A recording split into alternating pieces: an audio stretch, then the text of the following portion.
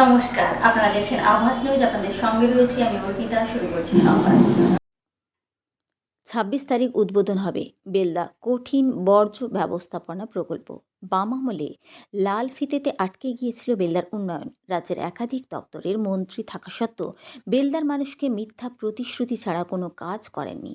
আর বর্তমানে বিধায়ক বেলদার এক থেকে একাধিক প্রকল্পের শিলান্যাস উদ্বোধন করে বোঝাতে চাইলেন তিনি মিথ্যা প্রতিশ্রুতি দেন না, মানুষের জন্য কাজ করেন। সেই মতো বেলদার দীর্ঘদিনের সমস্যা ছিল আবর্জনা ফেলার স্থান না থাকায় বেলদা কালী মন্দিরের কাছে ফেলা হতো। আর বেলদা শহরে প্রবেশের মুখে পচা দুর্গন্ধ ভোগ করতে হতো সাধারণ মানুষকে।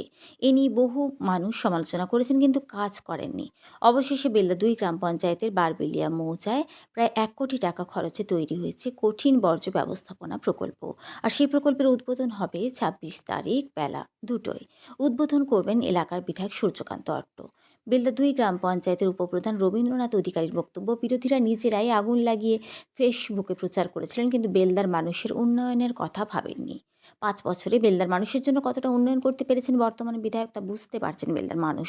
বেলদা শুধু আবর্জনা মুক্ত নয়, বেলদায় নতুনভাবে সেন্ট্রাল বাসস্ট্যান্ড তৈরির জন্য রাজ্যসভার তৃণমূলের সাংসদ কোটায় ১,১০,০০,০০০ টাকা বরাদ্দ হয়েছে। তার কাজ দ্রুত হবে।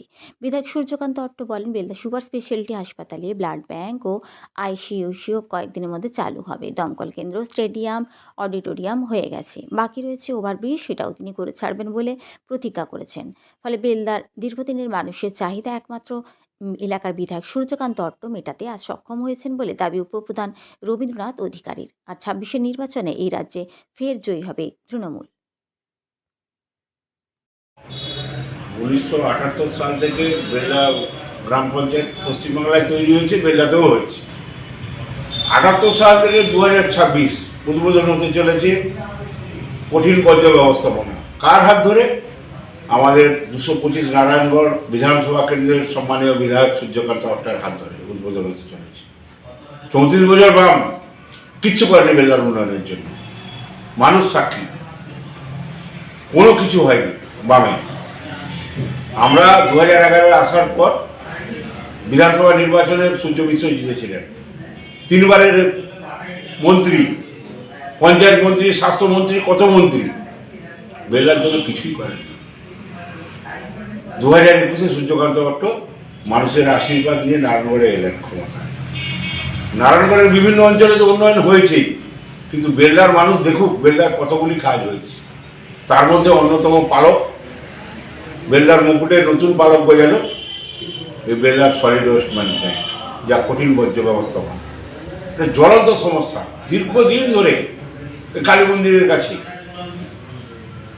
সেই কঠিন বর্জ্যকে আজকে তার রূপ দিতে চলেছে। আগামী ২৬ তারিখ শুভ উদ্বোধন হবে। বেলদার মানুষের গর্বের দিন যে একটা স্থায়ী সমাধান হচ্ছে। আমরা এখন 7টা সংসদকে নিয়ে করছি পরিকল্পনা। মোহাম্মদপুর উত্তর, দক্ষিণ, ছোটমাতকতপুরের কিছুটা অংশ, বেলদা শহর, অঞ্চল অফিস পাড়া, নবোদয় পল্লীর 2টো সংসদ, এটা নিয়ে, এবং সবুজ পল্লীটার সঙ্গে এটাকে নিয়ে আমরা পাইলট প্রজেক্ট শুরু করছি। আগামী দিনে বেলদার সমস্ত সংসদগুলোর আওতায় আসবে। আমাদের একটু অর্থনৈতিক অবস্থা আরেকটু সচল হলেই আমরা সমস্ত বেলদার পুরো এলাকাটাকে আমরা এই কঠিন বর্জ্যের মধ্যে প্রবেশ করিয়ে নিয়ে গাড়িগুলো, আপাতত আমাদের 3খানা গাড়ি এবং 2টো ইঞ্জিন ট্রলির মাধ্যমে আমরা এই পরিকল্পনা শুরু করছি। আগামী দিনে মিউনিসিপ্যালিটির পরিষেবা গ্রাম পঞ্চায়েতের মাধ্যমে আমরা মানুষকে দিতে সক্ষম হব। আমাদের সম্মানীয় বিধায়কের হাত ধরে এই পরিকল্পনার একটা রূপ আমরা দিতে পারবো। মানুষের কাছে এটা অঙ্গীকার করছি। বিরোধীরা অপপ্রচার করেছিল, বিজেপি বুকে ব্যাচ পরে কি নাটক, বেলদার মানুষকে আগুন ধরিয়ে দিয়ে, নিজেরাই আগুন ধরিয়ে দিয়ে নাটক করেছে। গঠনমূলক কোনো কাজ করেছে? বিরোধীরা কোনো গঠনমূলক কাজ করেনি, শুধু সমালোচনা। টাকা বন্ধ কেন্দ্রের, তার বেলা কোনো ভূমিকা নেই। করে দাও করে দাও, কোনো ভূমিকা নেই। শুধুমাত্র মানুষকে ভুল বোঝানো, ফেসবুকে বেঁচে থাকার জন্য কিছু কিছু ঘটনাকে তুলে ধরে লাইভ করছি। কী কাজ করেছে? একটা বিরোধী দলনেতা আছে, কোনোদিন পঞ্চায়েতের মিটিংয়ে অংশগ্রহণ করে না। 3টে থেকে 4টের বেশি সই দেখাতে পারবেন না। আজকে 3 বছর অতিক্রান্ত হতে চলছে। পঞ্চায়েতে যায় না, কোনো পরিকল্পনা জমা দেয় না, কোনো মিটিংয়ে যায় না, বাইরে থেকে ফেসবুক লাইভ করে এবং সমালোচনা করে। আজকে একটা গঠনমূলক কাজের কোনো পরিকল্পনা নেই যে বেলদার উন্নয়নে বিরোধীর একটা ভূমিকা থাকবে, কোনো ভূমিকা নেই। বাম কেন, বিজেপি কেন, যাহা বাম তাহাই রাম, কোনো ভূমিকা নেই এদের। এদের শুধু সমালোচনা, গঠনমূলক কোনো পরিকল্পনা নেই। বর্তমানে বেলদার কি কি উন্নয়ন বাকি আছে আর কি কি পরিকল্পনা নতুনভাবে হচ্ছে? বেলদার উন্নয়ন তো মানুষের সাথে অনেক কাজ আরও করতে হবে। যেটা বেলদার মানুষের প্রাথমিক ডিমান্ড ছিল সেটা হচ্ছে প্রথম ভ্যাট, সেটা SMW প্রজেক্ট থেকে ওই ভ্যাটটা কমপ্লিট হয়েছে প্রায় নিয়ার অ্যাবাউট 1 কোটি টাকা খরচ করে। কাজ প্রায় সমাপ্ত, আগামী 26 তারিখ ডেট হয়েছে, উদ্বোধন হবে। আমরা সবাইকেই ডাকবো। তো এটা একটা বড় সমস্যা ছিল দীর্ঘ সময়ের জন্য, সেটা আমরা সমাধান করতে সক্ষম হয়েছি। এবং বেলদা জায়গা পাওয়াটা একটা বড় প্রবলেম ছিল, যে কোনোভাবেই হোক জায়গাটা অধিগ্রহণ করে কাজটা হয়েছে। দ্বিতীয় ছিল বেলদাবাসীর কাছে যে বেলদা স্ট্যান্ডের উপরই বাস দাঁড়িয়ে থাকতো, প্রায় নিয়ার অ্যাবাউট 150 কাছাকাছি বাস চলে Digha to Medinipur, Digha to Contai, Digha to Mohanpur. এই বাসগুলো ছেলেমেয়েরা যখন যেত স্কুলে, নিত্য যাত্রী বা যারা বাজারে আসতেন তারা অনেকটাই বিপদের সম্মুখীন হতেন। এটা অনেক ইনসিডেন্টও হয়েছে। তো এটাকে অনেক দিনেরই বেলদার মানুষের ডিমান্ড ছিল যে একটা বাস স্ট্যান্ড করে এটাকে স্থানান্তরিত করা হোক, বাসগুলো যেখানে রেস্ট নেবে রাজপথে নিয়ে যেন রানিংয়ে বেরিয়ে যায়। 2021 সালে শুরু হয়েছিল সেন্ট্রাল বাস স্ট্যান্ড, জায়গা ছিল না, PWD বাংলোকে ভেঙে স্থানান্তর করে ওটাকে আমাদের SBSTC ডিপার্টমেন্টকে দেওয়া হয়েছিল। টাকাও খরচ হয়েছিল কিন্তু সম্পূর্ণ হয়নি, যার জন্য অসম্পূর্ণ কাজটা ছিল। ফলে সমস্ত রকম বাস যাত্রী বা বাস ঢোকার সম্ভব ছিল না। ফলে আবারও পুনরায় সেখানে টাকা বরাদ্দ হলো 1 কোটি 10। আমাদের রাজ্যসভার MP শকত গোখলে, তিনি রাজ্যসভার MP, তার ফান্ড থেকে এই টাকাটার আমাদের রাজ্য সরকার সুপারিশ করেছেন এবং সুপারিশ করতে টাকাটা এখানে বরাদ্দ হয়েছে। এটা আমি জানিয়েও ছিলাম, আমি অনারেবল মিনিস্টারকে জানিয়েছিলাম এবং আমাদের মাননীয় মুখ্যমন্ত্রী অভিষেক বন্দ্যোপাধ্যায়কে আমি আমার লেটার হেডে আমি জানিয়েছিলাম, আবেদন করেছিলাম। ফলে এটা তারা মান্যতা দিয়েছেন। তৃতীয় যে বিষয়টা ছিল সেটা হচ্ছে শ্মশান। সে শ্মশানের একটা কোনো পরিবেশ ছিল না। শ্মশান যাত্রী যারা যেতেন তারা তাদের বসার জায়গা ঠিকমতো ছিল না। সেখানকার সামাজিক পরিবেশটাও অত্যন্ত একটি দুর্বিষহ ছিল। আমি আমার MLA ফান্ডের থেকে শ্মশান শিল্প তৈরি হয়েছে এবং আমি উদ্বোধনও করেছি এবং সামনে ফেভার ব্লক দিয়ে একটা সুন্দর করে একটি পরিবেশ গড়ে তোলা হয়েছে এবং এটা জলের ট্যাঙ্ক এবং জলের ব্যবস্থাও করে দেওয়া হয়েছে। 4 নম্বর যেটা মূল বিষয় সেটা হচ্ছে বেলদার বহুদিনের মানুষের ডিমান্ড ছিল যে অডিটোরিয়ামটাকে কার্যকরী করা হোক।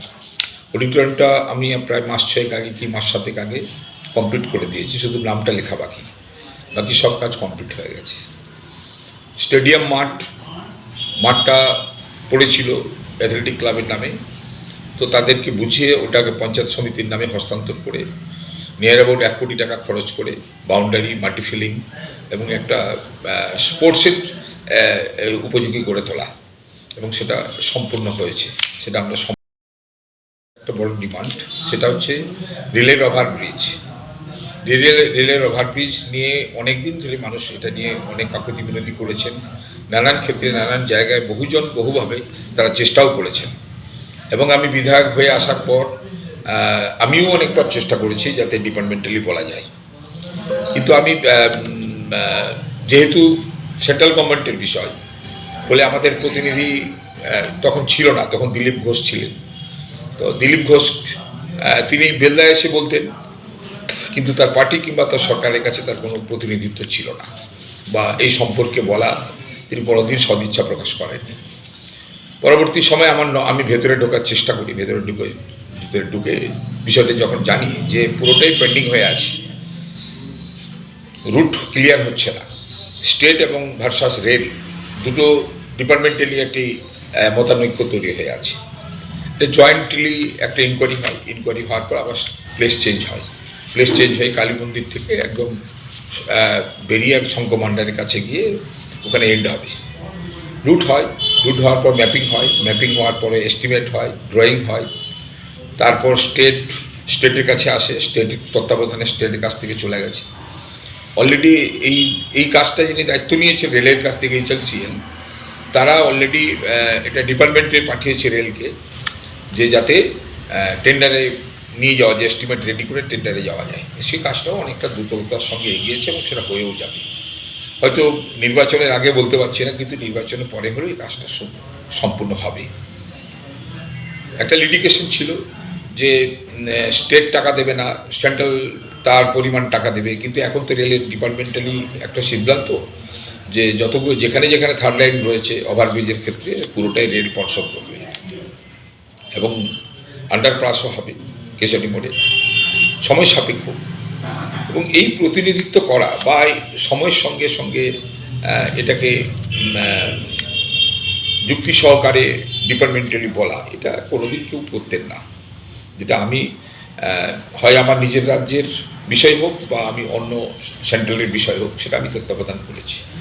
এবং উল্লেখযোগ্য আরেকটি বিষয় আমরা পেতে চলেছি, সেটা হচ্ছে আমাদের Belda super facility hospital.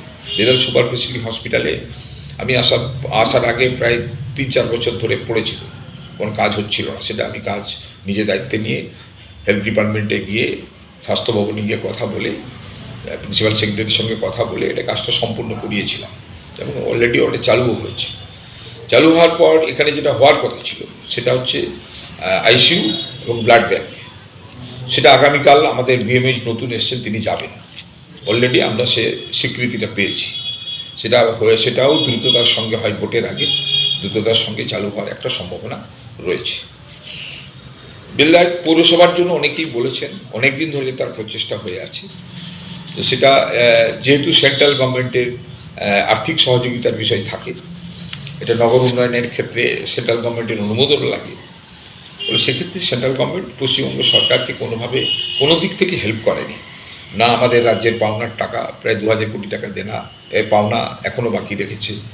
Paschimbangla থেকে 6050 কোটি টাকা পশ্চিমবাংলা থেকে নিয়ে গেছে, 50,000 কোটি টাকা, কিন্তু পশ্চিমবাংলার পাওনা টাকা এখনও পর্যন্ত সম্পূর্ণ করেনি। এবং ঘুরিয়ে আমাদের বিভিন্ন আমাদের সড়ক যোজনার টাকা বন্ধ করে দিয়েছে, গ্রামীণ সড়ক যোজনা, ঘরের টাকা বন্ধ করে দিয়েছে, MGNRJ বন্ধ করে দিয়েছে। একটা বৈমাত্রিক ও সুলভ আচরণ চলছে কেন্দ্র বাংলা দখলের চেষ্টাকে কেন্দ্র করে। তো যাই হোক, সেটা আমাদের লড়াই, আমাদের নেত্রী লড়ছেন, আমাদের সারা বাংলার বাঙালিরাও লড়ছেন।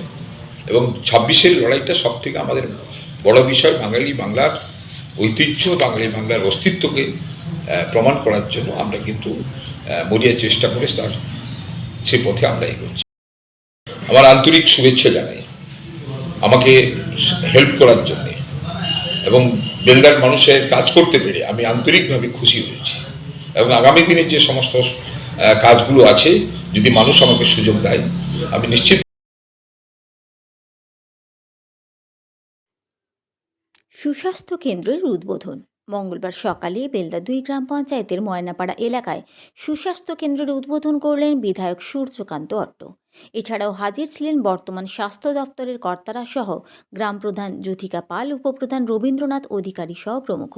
পাশাপাশি এদিন বেলদা 1 গ্রাম পঞ্চায়েত এলাকায় একটি পথশ্রী রাস্তার কাজের সূচনা করেন বিধায়ক সূর্যকান্ত অট্ট। নির্বাচন মার্চের প্রথম সপ্তাহে ঘোষণা হবে, তার আগে রাজ্য জুড়ে উন্নয়নের জোয়ার চলছে জোর কদমে। সেই মতো প্রতিটি বিধানসভা এলাকায় বিভিন্ন প্রকল্পের কাজ শুরু হয়েছে। উপস্থিত রয়েছেন আমাদের বর্তমান BMH, কি নামটা আপনার? সোমনাথ মণ্ডল, ডক্টর সোমনাথ মণ্ডল, এবং অন্যান্য যারা আমাদের হেলথের যারা সঙ্গে এসছেন এবং গ্রাম পঞ্চায়েত থেকে যে এসছেন, সমবেত গ্রামবাসী, আপনাদের সবাইকে আন্তরিক শুভেচ্ছা।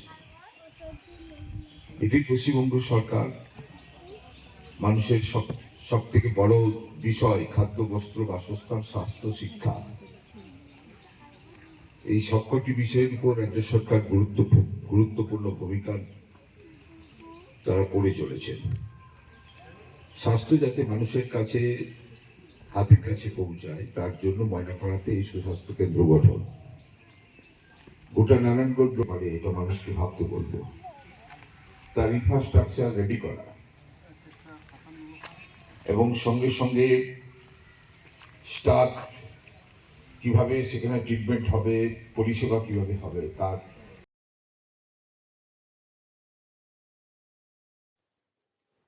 একের পর এক বাস দুর্ঘটনায় আহত হয়েছেন বেশ কয়েকজন। জানা গেছে এদিন সকালে সাঁকরাইল ব্লকের রগড়া এলাকায় একটি যাত্রীবাহী বাস নিয়ন্ত্রণ হারিয়ে পাশের খাদে নেমে গেলে বেশ কয়েকজন যাত্রী আহত হয়েছেন। তাদেরকে বিভিন্ন স্বাস্থ্যকেন্দ্রে ভর্তি করা হয়েছে। পাশাপাশি এদিন জাতীয় সড়কে রামপুরার কাছে খড়িপাড়া এলাকায় রামকৃষ্ণ নামে বাসটি বেলদা আসার পথে একটি লরির সঙ্গে সংঘর্ষে বাসে থাকা প্রায় 20 জন যাত্রী আহত হয়েছেন। তাদেরকে উদ্ধার করে বিভিন্ন স্বাস্থ্যকেন্দ্রে ভর্তি করা হয়েছে।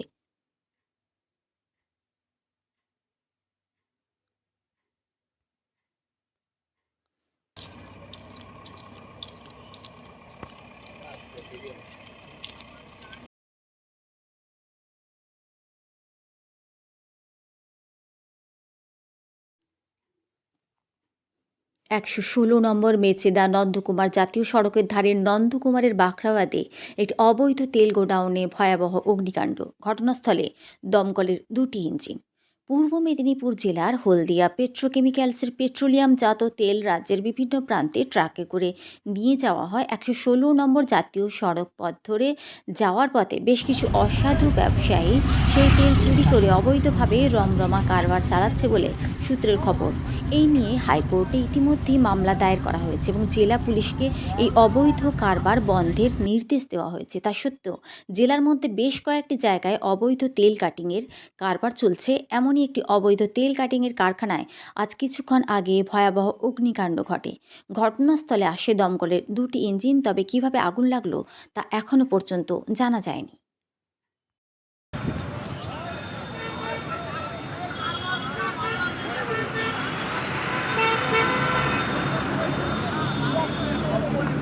থানা বাখরাবাদ।